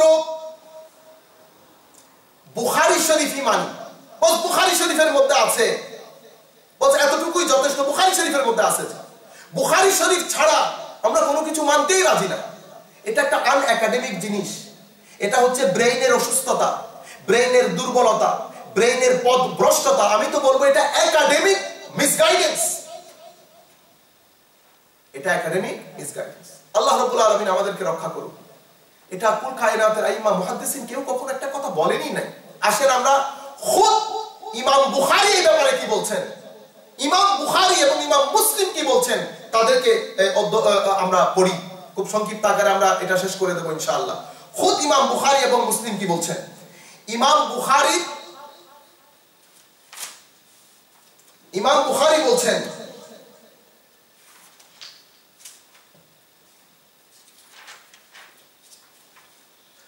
ইমাম বুখারী আল্লাহুম্মা সাল্লি আলা সাইয়্যিদিনা মুহাম্মাদিন ওয়া আলা আলি সাইয়্যিদিনা মুহাম্মাদিন ওয়া বারিক ওয়া সাল্লিম। আল্লাহুম্মা সাল্লি আলা সাইয়্যিদিনা মুহাম্মাদিন ওয়া আলা আলি সাইয়্যিদিনা মুহাম্মাদিন ওয়া বারিক ওয়া সাল্লিম। ইমাম বুখারী এই ব্যাপারে ইমাম বুখারীর অভিমত কি? এখন আমরা যদি বলি শুধু হাদিস শুধুমাত্র বুখারী শরীফের মধ্যে, হাদিস শুধুমাত্র মুসলিম শরীফের মধ্যে, এখন এই ব্যাপারে ইমাম বুখারীর অভিমত কি? আর আমরা এখন ইমাম বুখারীর যে অভিমত পড়ব, আমি ইবনে সালাহ থেকে বলবো আপনাদেরকে, কিন্তু এটা আপনি হাদিসে পাকের যেই কোনো কিতাব উঠান, সেটা আপনি ইমাম তুরকুমানির কিতাব হোক আল মুনতাখাব, সেটা তাকরিব হোক, তাদরিব হোক, নুকাত হোক, নুখবা হোক, শারহে নুখবা হোক, আত-তাকিদ ওয়াল ইদা হোক, আল বায়সুল হাসিস হোক, আপনি আল কিফায়া হোক, আপনি যেই কোনো কিতাব 1400 বছরের ইতিহাসে যারা পুরো দুনিয়ার মধ্যে ওয়েল অ্যাকসেপ্টেড, যাদের ইহসান উম্মত কখনো শেষ করতে পারবে না, ইমাম ইবনে হাজার আসকালানী ফাথুল বারী হোক, সমস্ত মুহাদ্দিসিন এই ব্যাপারে ঐক্যমত্য পোষণ করেছেন। ইমাম বুখারীর এই স্টেটমেন্ট, ইমাম বুখারীর এই উক্তি প্রত্যেক আইমা মুহাদ্দিসিন ওনাদের কিতাবের মধ্যে এই কথা উল্লেখ করেছেন। সেটা কি? সেটা হচ্ছে যে ইমাম বুখারী বলছেন, মা আদখালতু ফি কিতাবিল জামি ইল্লা মা সাহহা, মা আদখালতু ফি কিতাবিল জামি ইল্লা মা সাহহা ওয়া তারাকতু মিনাস সিহাহ লিমালালি তুল। এটা আমি ইমাম ইবনে সালাহ পৃষ্ঠা নম্বর 15 থেকে আপনাদেরকে বলছি। আর রাবি'a লাম ইস্তাওইব as-সাহিহা ফি সাহিহিমা ওয়া লা ইলতাযামা বিযালিক। এটার মধ্যে উনি উল্লেখ করছেন, বলতে কি চাচ্ছেন, লাম ইস্তাওইব as-সাহিহা ফি সাহিহিমা ওয়া লা ইলতাযামা বিযালিক, সমস্ত সহিহ হাদিস বুখারী এবং মুসলিম শরীফ ধারণ করে না। কারণ আর সবচেয়ে বড় কথা হচ্ছে এটার দায়িত্ব ওনারা নেন নাই। ইমাম বুখারী এবং ইমাম মুসলিম কখনো এই উদ্দেশ্যে কিতাব লিখেন নাই যে সমস্ত সহিহ হাদিস ওনারা নিজের কিতাবের মধ্যে জমা করবেন না। এটার জন্য তো ওনারা বুখারী মুসলিম শরীফ লেখেই নাই। এরপরে ফাকাদ রুফিনা আনিল বুখারী, উনি ইমাম বুখারীর স্টেটমেন্ট নকল করেছেন। ইমাম বুখারীর এই উক্তি, এটার উপর ইজমাই উম্মত, যেভাবে বুখারী মুসলিম শরীফের উপর ইজমাই উম্মত প্রতিষ্ঠিত হয়েছে, এই অনুরূপ ভাবে ইমাম বুখারীর এই কথা সমস্ত ইমাম মুহাদ্দিসিন নিজেদের স্ব কিতাবের মধ্যে উল্লেখ করেছেন। সেটা কি? মা আদখালতু ফি কিতাবিল জামি ইল্লা মা সাহহা, আমি আবার সহিহ বুখারীর মধ্যে যা কিছু উল্লেখ করেছি সহিহ, ওয়া তারাকতু মিনাস সিহাহ, এবং আমি অসংখ্য সহিহ হাদিস ছেড়ে দিয়েছি, অসংখ্য সহিহ হাদিস আমি ছেড়ে দিয়েছি লিমালালি তুল। কারণ স্বাভাবিকভাবে আমি যদি সব আমার হাদিসে বুখারী শরীফের মধ্যে, একে তো ইম্পসিবল, দ্বিতীয়ত আমি যদি সব উল্লেখ করি এটা অত্যন্ত ভলিউমিনাস বুক হয়ে যাবে, অনেক বেশি খণ্ডের বই হয়ে যাবে, কিতাব হয়ে যাবে। সেই হিসাবে আমি যা কিছু এখানে উল্লেখ করেছি সব সহিহ, কিন্তু অসংখ্য সহিহ হাদিস আমি ছেড়ে দিয়েছি। এটা একটা কমন সেন্স। যখনই কোন রাইটার কোন একটা কিতাব লিখেন, সেটা যে কোনো বিষয়ের হোক, একটা রাইটার যখন কিতাব লেখার ডিসাইড করেন, উনি স্বাভাবিকভাবে একটা প্ল্যান বানান আগে ওনার মাথার মধ্যে, যে এই কিতাবটা আমি কতটুকুন করব, 100 পেজের করব, 200 পেজের করব, 300 পেজ, 1000, 5000 পেজ, কত পেজের আমি এই কিতাবটা লিখব। সেই পেজের উপর ভিত্তি করে উনি প্রথমে টেন্টেটিভ চ্যাপ্টার বানান, সূচিপত্র বানান। সূচিপত্রের মধ্যে উনি ওনার মতে, ওনার ব্রেইনে, উনি ওনার যুক্তি অনুযায়ী, ওনার মত অনুযায়ী উনি যে জিনিসগুলোকে রেলেভেন্ট মনে করেন, খুব বেশি জরুরি মনে করেন, ওনার বেসড অন হিজ মেন্টালিটি, ওনার মেন্টালিটি অনুযায়ী, ওনার শর্ত অনুযায়ী, ওনার চিন্তা চেতনা অনুযায়ী যা যা কিছু উনি রেলেভেন্ট মনে করেন, উনি মনে করেন যে এখানে উল্লেখ করা উচিত, উনি উল্লেখ করেন। অসংখ্য জিনিস ওনাকে বাধ্য হয়ে ছেড়ে দিতে হয়, উল্লেখ করতে পারেন না। কারণ সবকিছু উল্লেখ করতে গেলে তো বইটা অনেক বেশি খণ্ডের বই হয়ে যাবে। তো যে উদ্দেশ্যে আমি লিখছি সেই উদ্দেশ্য সাধিত হয় না। আমি আপনাকে আরো সুন্দর করে আর একটা এক্সাম্পল দিলে আপনারা বুঝে যাবেন। আমি এখানে হাদিসে পাকের এই যে আজকের এই বক্তব্য আমার শেখ প্রফেসর ডক্টর মোহাম্মদ তাহিরুল কাদেরীর মজলিসে বসে আমি যা কিছু শিখেছি তা আপনাদের সামনে এখানে তুলে ধরছি। তো আমি যেটা শিখেছি সেটা কম করে হলেও আমার 12 ঘন্টা বক্তব্যের দরকার, কম করে হলেও 12 ঘন্টা।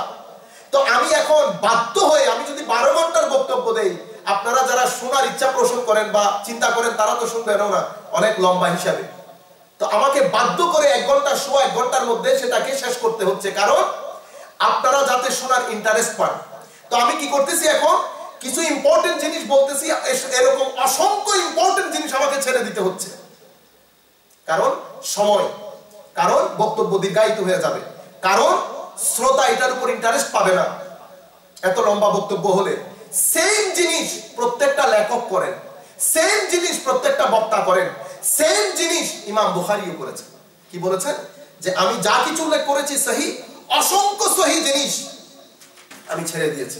আসেন, ইমাম বুখারী 16.5 লক্ষ হাদিস উনি জমা করেন, একত্রিত করেন 16.5 লক্ষ হাদিস। মনে রাখবেন, আমরা যখন বলি মুহাদ্দিসিনে কেরাম, এটা একাডেমিক বিষয়। 16.5 লক্ষ হাদিস, হাদিস বলতে হাদিসের সনদ উদ্দেশ্য হয়, সনদ বর্ণনা সূত্র, মানে 16.5 লাখ বর্ণনা সূত্র জমা করেছেন ইমাম বুখারী। উসমে এই 16.5 লাখের মধ্যে 3 লক্ষ হাদিস, 3 লক্ষ আহাদিস উনি মুখস্থ করেন। 16.5 লক্ষ জমা করেন, 3 লক্ষ মুখস্থ করেন। এই 3 লাখের মধ্যে ওনার যে শর্ত সরায়, উনি একটা হাদিসকে সহি হওয়ার জন্য যে শর্ত দিয়েছেন, ওনার সেই শর্ত অনুযায়ী ওই 3 লাখ হাদিস থেকে 1 লাখ হাদিস সহি ছিল। 16.5 লক্ষ হাদিস জমা করেন, 3 লাখ হাদিস সেখান থেকে হেফজ করেন, মুখস্থ করেন। সেই 3 লাখ হাদিস থেকে উনি একটা হাদিস সহি হওয়ার জন্য যে শর্তগুলো দিয়েছেন, সেই শর্ত অনুযায়ী 3 লাখ হাদিসের 1 লাখ হাদিস সহি হয়েছে, 1 লাখ হাদিস সহি। সেই সহি থেকে ইমাম বুখারী, আমরা যদি দেখি ইমাম বুখারী ওনার কিতাবের মধ্যে সে 1 লক্ষ সহি হাদিস থেকে কয়টা হাদিস ইমাম বুখারী উল্লেখ করেছেন? আসেন দেখি। উইদাউট রিপিটেশন তালিকাতে বুখারী সহ ইমাম বুখারীর হাদিসের সংখ্যা 2761 বেশি না, 2761 বেশি না, 2761 হাদিস, নট মোর দ্যান দ্যাট। আর যদি আপনি উইথ রিপিটেশন ধরেন, with repetition this is not more than 7000 হাদিস ইন বুখারী, সহিহ বুখারী। যদি আপনি রিপিটেশন সহ ধরেন তাহলে 7000 এর বেশি না।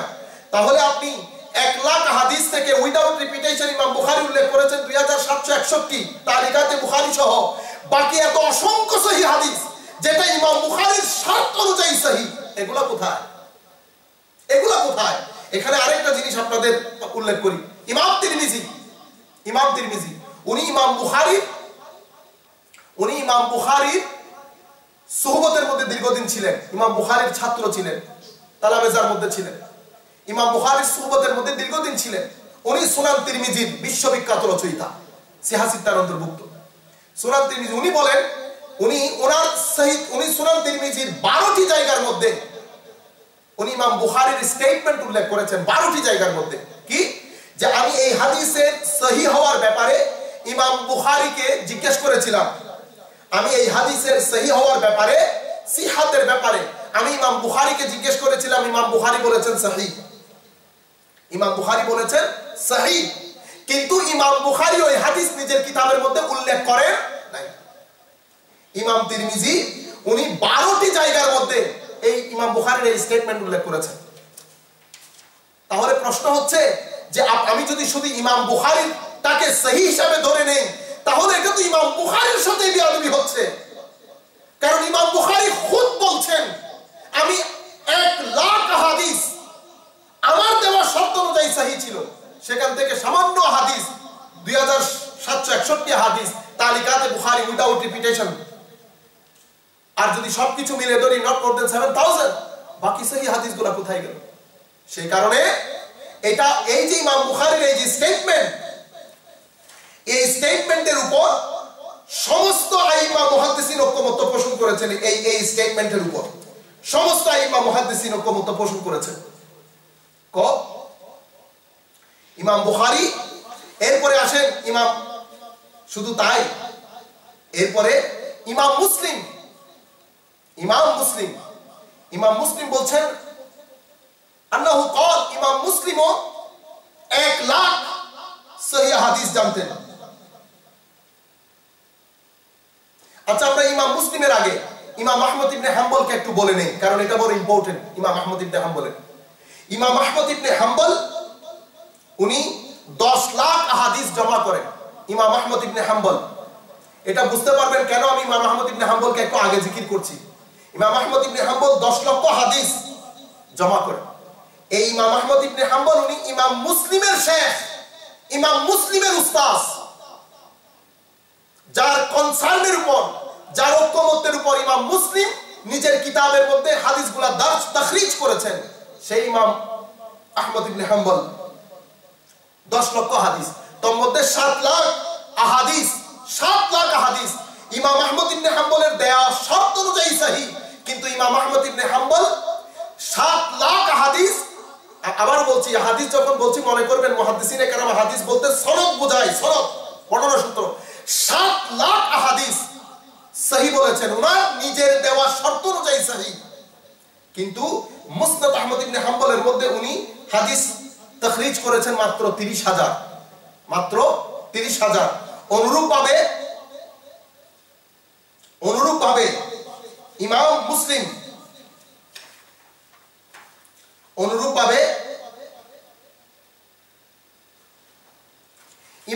হোসেন উনি বলছেন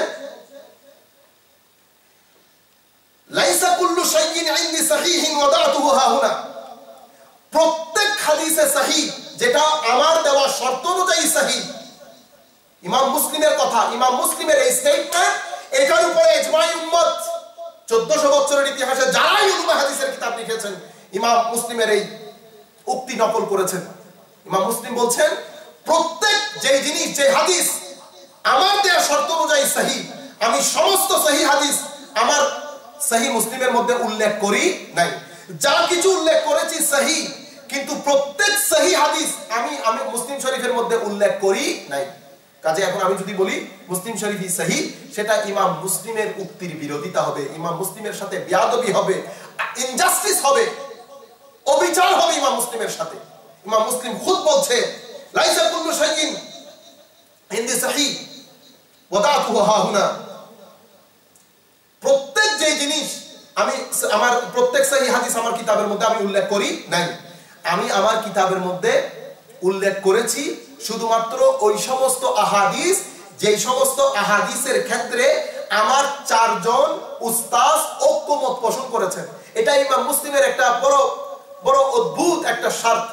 ইমাম মুসলিম ওনার সহিহ মুসলিমের মধ্যে ওনার দেয়া শর্ত অনুযায়ী যত হাদিস সহিহ হয়েছে সমস্ত সহিহ হাদিস উনি ওনার কিতাবের মধ্যে উল্লেখ করেন নাই, তাখরিজ করেন নাই। এটা বড় ইম্পর্টেন্ট জিনিস। ইমাম মুসলিম বলছেন আমি শুধুমাত্র ওই হাদিস, ওই সহিহ হাদিস আমার কিতাবের মধ্যে উল্লেখ করেছি যে সহিহ হাদিসের উপর আমার 4 জন শিক্ষক, 4 জন আমার আসাতিজা, আমার 4 জন শেখ ঐক্যমত্য পোষণ করেছেন। কারা কারা? তার মধ্যে আমার প্রথম শেখ আহমদ ইবনে হাম্বল রাদিয়াল্লাহু তাআলা আনহু, যার কিতাব মুসনাদ আহমদ ইবনে হাম্বল, যার কিতাবের নাম শুনলে আমরা নাক শিটকাই, আমরা নাক শিটকাই, মনে হয় যেন ডিসগাস্টিং ব্যাপার। ইমাম মুসলিম বলছেন অসংখ্য সহিহ হাদিস থেকে আমি ওই সমস্ত সহিহ হাদিস সিলেক্ট করি, তাখরিজ করি আমার কিতাবের মধ্যে, যেটার উপর আমার 4 জন শিক্ষক ঐক্যমত্য পোষণ করেছেন। একজন আহমদ ইবনে হাম্বল, একজন ইয়াহইয়া ইবনে মাঈন, একজন সাঈদ ইবনে মনসুর আল খুরাসানি, একজন উসমান ইবনে আবি শাইবা, উসমান ইবনে যার কিতাব মুসান্নাফ আবি শাইবা, আর ইমাম আহমদ ইবনে হাম্বলের মুসনাদ আহমদ ইবনে হাম্বল। আপনারা দেখছেন ইমাম মুসলিম এই 4 জন, ওনার এই 4 জন শিক্ষক যখন ঐক্যমত্য পোষণ করে, যেগুলোতে ঐক্যমত্য পোষণ করেছেন শুধুমাত্র অসংখ্য সহিহ হাদিস থেকে শুধুমাত্র উনি ওই সহিহ হাদিসগুলো সিলেক্টেডলি নিজের মুসলিম শরীফের মধ্যে উল্লেখ করেছেন। কাজেই যদি আমরা বলি শুধুমাত্র ওগুলাই সহিহ, বাকি কোথাও সহিহ নাই, তাহলে এটা ভুল হবে, এটা ভুল হবে। ইমাম নববী ওনার ইরশাদের মধ্যে, এটা ইমাম জালালউদ্দিন সুয়ুতি পরে তদরিবের মধ্যে উল্লেখ করেছেন, বায়সুল হাসিসের মধ্যে ইমাম ইবনে কাসিরও বলছেন কসুম্মা ইন্নাহু লাম ইয়াস্তাওইবা সহিহ ওয়া লা ইলতাযামা বিযালিক, ইমাম নববী উনার ইরশাদ তুল্লাবুল হাকায়েক, যেটা ইবনে মুকদ্দমা ইবনে সালার খুলাসা লিখেছেন উনি, এবং এটার খুলাসা লিখেছেন উনি আত-তাকরিব, ও তাকরিবের শারহ লিখেছেন ইমাম জালালউদ্দিন সুয়ুতী আত-তাদরিব। ইমাম নববী বলছেন সুম্মা ইন্নাহুম লাম ইয়াস্তাওইব as-সাহিহ ওয়া লা ইলতাযামা বিযালিক। বুখারী শরীফ এবং মুসলিম শরীফের মধ্যে সমস্ত সহিহ হাদিসগুলো অবস্থান করে না, বুখারী মুসলিম সমস্ত সহিহ হাদিসকে ধারণ করে না, এবং ইমাম বুখারী এবং মুসলিম এই উদ্দেশ্যে কিতাবও লিখেন নাই, এই উদ্দেশ্যে এই দুই কিতাব রচনাও করেন নাই। বাল সাহহাহুমা তাসরিহুমা বিআন্নাহুমা লাম ইয়াস্তাওইবা, বরং ওনাদের দুইজনের পক্ষ থেকে এই স্টেটমেন্ট এটা দিবালুকের নিয়ে স্পষ্ট করে তুলে যে ওনাদের কিতাবই শুধুমাত্র সহিহ হাদিস ধারণ করে না, ওয়া সহিহ ইন্নাহু ফাতাহুমা কাসীর ওয়া তাদাল্লু আলাইহি মুশাহাদা, বরং অসংখ্য সহিহ হাদিস, ওনারা অসংখ্য সহিহ হাদিস ছেড়ে দিয়েছেন, অসংখ্য সহিহ হাদিস। আর দ্যাট মিন্স বুখারী মুসলিম শরীফ ছাড়াও অসংখ্য জায়গার মধ্যে সহিহ হাদিস পাওয়া যায়। এই কথা ইমাম ইবনে কাসীর সুম্মা ইন্নাল বুখারী ওয়া মুসলিম লাম ইয়ালতাজিমা বিইখরাজ জামিই মা ইহকামু বিসিহহাতিহি মিনাল হাদিস। এই কথা ইমাম ইবনে কাসীর আল বাঈসুল হাসিস পৃষ্ঠা নাম্বার 24 এর মধ্যে উনি একই কথা উল্লেখ করেন যে ইমাম বুখারী এবং মুসলিম ওনারা নিজেরাই দায়িত্বই নেন নাই যে সমস্ত সহিহ হাদিস আমরা তাখরিজ করব আমাদের বুখারী এবং মুসলিমের মধ্যে। ওনাদের কিতাব ছাড়া অসংখ্য জায়গায় হাদিসে সহিহ পাওয়া যায়, যার লিস্ট ইমাম ইবনে কাসীর ওনার কিতাবের মধ্যে উনি দিয়েছেন। আমি আপনাদেরকে যেভাবে বলেছি সবকিছু উল্লেখ করা সম্ভব হচ্ছে না, আমি আরেকটা স্টেটমেন্ট উল্লেখ করে আমার বক্তব্য শেষ করে দিচ্ছি, সেটা হচ্ছে আখেরি কথা। ইমাম ইবনে হাজার আসকালানী যখন উনি ফাতহুল বারী লিখছেন, ফাতহুল বারী বুখারী শরীফের শারহ ফাতহুল বারী ছাড়া সেটা আরবে হোক আজমে হোক যেখানে হোক, ফাতহুল বারী ছাড়া বুখারী শরীফ পড়া প্রায় অসম্ভব। সেই বুখারী শরীফ ফাতহুল বারীর মধ্যে উনি ইমাম পৃষ্ঠা 15 মুকদ্দমা সূচনা বক্তব্যের মধ্যে উনি ইমাম বুখারীর কওল, ইমাম বুখারীর স্টেটমেন্ট উনি নকল করেছেন। ইমাম বুখারীর স্টেটমেন্ট উনি উল্লেখ করেছেন কি, খারাজতু সাহিহা মিন 600,000 হাদিস, yani আমি আমার 6 লাখ হাদিস থেকে আমি আমার হাদিসে বুখারীর তাখরিজ করি। ওয়ালা মুখাররিজ ফি হাযাল কিতাবিল্লাহ সাহিহান ওয়া মা তারাকতু মিন as-সাহিহ আকতার। উনি ইমাম বুখারী, ইমাম ইবনে হাজার আসকালানী ফাতহুল বারীর মুকদ্দমা সূচনা বক্তব্য, ফাতহুল বারী এটা ইমাম বুখারী শরীফের শারহ, বিশ্ববিখ্যাত শারহ গ্রন্থ, highly recommendable, highly dependable, highly acceptable, well recognized throughout the Islamic history. এত বড় মুহসিন, এত বড় ইহসান করে গেছেন ইমাম ইবনে হাজার আসকালানী। উনি ফাতহুল বারীর মুকদ্দমা সূচনা বক্তব্যের মধ্যে ইন্ট্রোডাকশনের মধ্যে উনি বলছেন, ইমাম বুখারীর কওল নকল করেছেন, স্টেটমেন্ট নকল করেছেন কি, ইমাম বুখারী বলছে আমি 6 লাখ হাদিস থেকে আমি আমার বুখারী শরীফের হাদিসের তাখরিজ করি। 6 লক্ষ আমি যা কিছু ওয়ালা মুখাররিজ ফি হাযা কিতাবিল্লাহ সাহিহান, যেটা ইমাম বুখারীর আগেও বলেছেন, যা কিছু আমি বুখারী শরীফের মধ্যে উল্লেখ করেছি সবকিছু সহিহ, এবং এই সহিহ ছাড়া অসংখ্য সহিহ হাদিস আমি ছেড়ে দিয়েছি, বুখারী শরীফের মধ্যে উল্লেখ করি নাই। এই কথা থেকে দিবালোকের ন্যায় একটা কথা স্পষ্ট হয়ে যায় যে বুখারী এবং মুসলিম শরীফ ছাড়াও অসংখ্য হাদিসের কিতাবের মধ্যে অসংখ্য সহিহ হাদিস রয়েছে। কাজে আমাদের উচিত আমরা এই বিষয়ে কথা বলার সময় বড় বেশি সাবধানতা অবলম্বন করতে। আশা করি শুরু থেকে এই পর্যন্ত আমি চেষ্টা করেছি কিছু ইম্পর্টেন্ট বিষয় আপনাদের সাথে শেয়ার করার জন্য, যে জিনিসগুলো বর্তমানে অনেক বেশি বলাবলি হচ্ছে। আশা করব আপনারা এটা শুনবেন এবং এটা আপনাদেরকে অনেক বেশি উপকৃত করবে। দোয়া করি আল্লাহ রাব্বুল আলামিনের দরবারে আল্লাহ রাব্বুল আলামিন আমাদের আজকের এই আলোচনা কবুল করুক। আল্লাহ রাব্বুল আলামিন আমাদের আজকের এই আলোচনার মাধ্যমে উম্মতে মুসলিমার লক্ষ কোটি যুবকের যে কনফিউশন, যে টেনশন, সেটা দূরীভূত করুক। আল্লাহ রাব্বুল আলামিন আমাদের এই আজকের এই বক্তব্য আমাদের হেদায়েতের একটা কারণ করে দিক। ওয়া মা আলাইনা ইল্লাল বালাগুল মুবিন। আসসালামু আলাইকুম ওয়া রাহমাতুল্লাহি তাআলা ওয়া বারাকাতুহু।